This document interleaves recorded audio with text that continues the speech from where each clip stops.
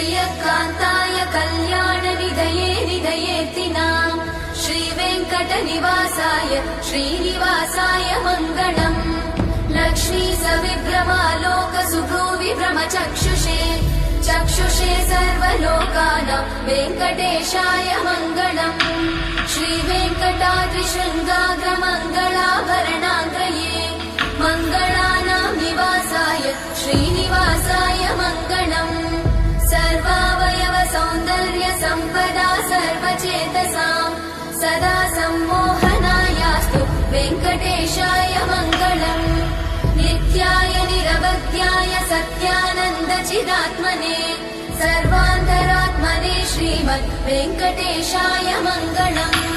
स्वतः सर्वविदे सर्वशक्तये सर्वशेषिने सुलभाय सुशीलाय वेङ्कटेश